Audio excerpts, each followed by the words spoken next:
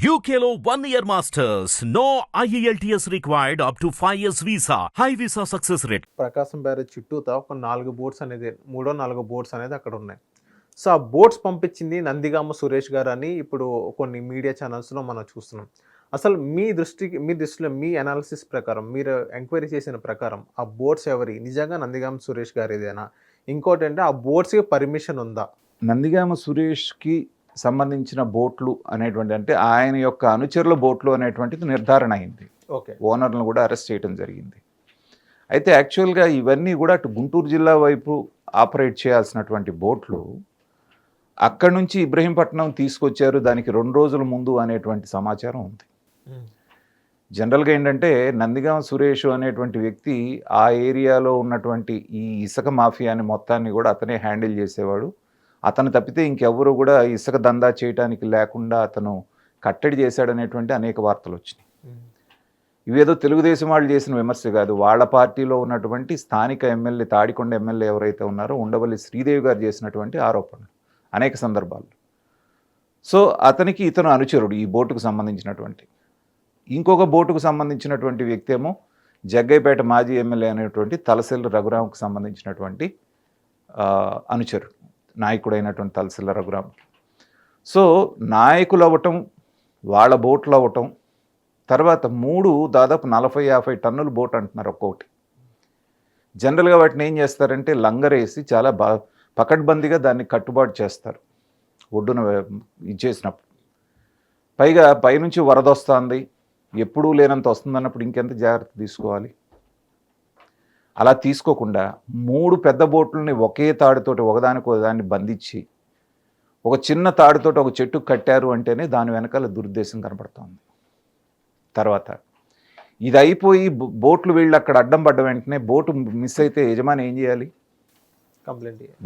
మనం ఉన్నాము, ఒక స్కూటరో బైకో కారో మిస్ అయింది, మనం ఏం చేస్తాం? కంప్లైంట్ ఇవ్వాలి కదా. నా బోటు మిస్ అయిందని కానీ ఆ వెళ్ళిన బోటు నాదని కానీ ఎవరైనా క్లెయిమ్ చేశారా? ఇక్కడ వరదలు వచ్చినాయి కాబట్టి మేము క్లెయిమ్ చేయలేకపోయాం, వరదల్లో చిక్కుకున్నామని అనుకూల మీడియాలో వేస్తున్నారు. దానికి ఆన్సర్ ఏంటి సార్? ఫోన్లు ఏమైపోయినాయి? పోనీ ఏమన్నా విజయవాడ కానీ ఇది కానీ లేకపోతే మీ మీ మీ ఊళ్ళో ఉన్న పోలీస్ స్టేషన్ కానీ ఏమన్నా అండమాన్లో నికోబార్లో ఉన్నాయా? కనీసం ఫోన్ ద్వారా ఇది చేసేటువంటి అవకాశం లేదా? అంటే ప్రజలు పిచ్చోళ్ళు, పోలీస్ ఆఫీసర్స్ పిచ్చోళ్ళు అనుకుంటే ఇలాంటి సమాధానాలు చెప్తారు. పైగా పులిచింతల ప్రాజెక్ట్ దగ్గర నుంచి ప్రకాశం బ్యారేజ్ దాకా కృష్ణానది మధ్యలో ఎలాంటి ఆటంకాలు లేకుండా ఒక బ్రిడ్జ్ కానీ ఒక బ్యారేజ్ కానీ ఏమీ లేదు. మరి అక్కడి నుంచి పులిచింతల ప్రాజెక్ట్ దగ్గర నుంచి ప్రకాశం బ్యారేజ్ మధ్యలో ఇబ్రహీంపట్నం దాకా కొన్ని వందల బోట్లు కానీ లేకపోతే పంటీలు కానీ తర్వాత ఈ సరుకు రవాణా కానీ ఇసుక రవాణా కానీ కొన్ని వందల పడవలు ఉన్నాయి. మరి ఏవి కొట్టుకు రాకుండా 3 పడవలు 5 వచ్చిన 5ట్లో 3టికి మీ వైసీపీ జెండా రంగులు వేసినటువంటి పడవలు మాత్రమే ఎందుకు కొట్టుకొచ్చినాయి? అంటే ఏంటంటే కుట్రకోణం ఖచ్చితంగా దాంట్లో ఉంది అనేటువంటిది నిర్ధారణ అవుతుంది. పైగా మామూలు వాళ్ళు ఏం ప్రశ్న వేయచ్చు, ఏమండి వాళ్లే కనుక చేస్తే వాళ్ళ పార్టీ రంగులు ఉన్నటువంటి బోట్లు ఎందుకు పంపిస్తారు అనేటువంటిది కామన్ సెన్స్ క్వశ్చన్ వస్తుంది. కానీ అలాంటి వాదన చేయడానికి అవకాశం కల్పించుకోవడానికే పంపించి ఉండొచ్చు అనుకోవచ్చు. ఇప్పుడు ఎవరన్నా మామూలుడికి చెప్పినా అయ్యో వాళ్లే కనుక చేస్తుంటే పార్టీ రంగులు ఉన్న బోట్లు ఎందుకు పంపిస్తారండి, వేరే పంపించవచ్చు కదా అనుకోవడానికి అవకాశం ఉంటుంది కదా. ఎందుకంటే వాళ్ళ ట్రాక్ రికార్డ్ అలాంటిది. బాబాయ్ని సొంత మనుషులే చంపేసేసి చంద్రబాబు నాయుడు గారు చంపారు అని చెప్పేసి వాళ్ళ పేపర్లో రాసుకొని రాజకీయ లబ్ధి పొందినటువంటి వ్యక్తి పార్టీలు ఎంతకన్నా తెగించడానికి అవకాశం ఉంటుంది. అది అదృష్టంగా వద్ది వెళ్ళి అక్కడ ఉన్నటువంటి కౌంటర్ వెయిట్కి తగిలి అది మాత్రమే డ్యామేజ్ అయింది. కానీ డైరెక్ట్గా వెళ్ళి అది గేటును కొట్టినా లేకపోతే అక్కడ ఉన్నటువంటి పిల్లర్ని ఒక 3 బలమైనటువంటి పడవలు కనుక కొట్టి గేటు డ్యామేజ్ అయ్యి ఓపెన్ అయిపోతే పరిస్థితి ఏమయ్యేది? అన్నమయ్య ప్రాజెక్టులో చిన్న ప్రాజెక్టు, ఈ ప్రకాశం బ్యారేజ్తో పోల్చుకుంటే చాలా చిన్నది.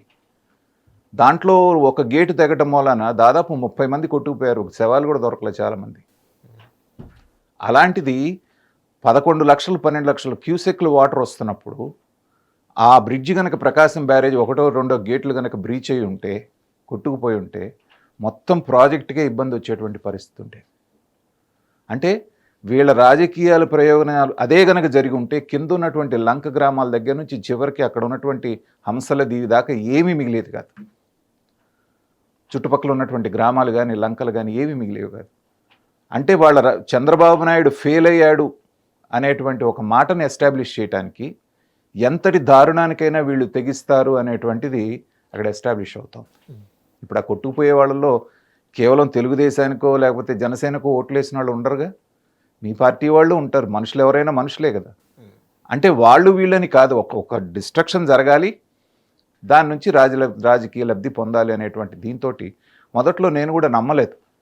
ప్రమాదవశాత్తు కొట్టుకొచ్చినవేమో అనుకున్నాం, కానీ రోజు రోజుకి వస్తున్నటువంటిది వాళ్ళని అరెస్ట్ చేసిన తర్వాత వాళ్ళు చెప్తున్నటువంటి మాటలు విన్నప్పుడు ఏంటంటే కుట్ర కోణం ఖచ్చితంగా ఉంది. ఒకటి, ప్రకాశం బ్యారేజ్నన్నా పడగొట్టాలి, లేదా ఈ బోట్లన్నీ అడ్డం పడి చంద్రబాబు నాయుడు గారు ఇల్లన్నా మునిగిపోవాలి. గతంలో వాళ్ళు అధికారంలో ఉన్నప్పుడు కూడా ఇలాగే వరద వస్తే ఒక బోటు అడ్డం పడ్డది గుర్తుందా మీకు? ఆ బోటును తీయకుండా 10-15 రోజులు అలాగే పెట్టి ఆళ్ల రామకృష్ణారెడ్డి మంగళగిరి ఎమ్మెల్యే ఎవరైతే ఉన్నారో ఆయన రోజు వెళ్ళి చంద్రబాబు నాయుడు గారి ఇంటి దగ్గరే ఆ గట్టు మీద కూర్చున్నాడు, ఎప్పుడు మునుగుద్దా, మనం ఎప్పుడు అమరావతి మునిగిపోయిందని చెప్పొచ్చు అనేటువంటి దాంట్లో. అది మనకు గుర్తుంది కదా. సో ఇలాంటి కుట్రలు చేసినటువంటి చరిత్ర వాళ్ళకు ఉంది కాబట్టి మనం ఇప్పుడు నమ్మాల్సి వస్తాం. సో అంతకంటే పెద్ద కుట్ర ఇవాళ జరిగిందనేటువంటిది దాంట్లో ఏ రకమైనటువంటి అనుమానం లేదు. ఎంక్వైరీ అనేది నడుస్తుంది కాబట్టి రాబోయే రోజుల్లో మరి ఎలాంటి నిజాలు బయటకు వస్తాయో చూద్దాం. హిట్ టీవీ యాప్ ని డౌన్లోడ్ చేసుకోండి. ఇందులో short news, live news, entertainment movies అన్ని అవైలబుల్ గా ఉన్నాయి. Please download hit TV app. Hit TV యాప్ని ఫ్రీగా డౌన్లోడ్ చేసుకోండి.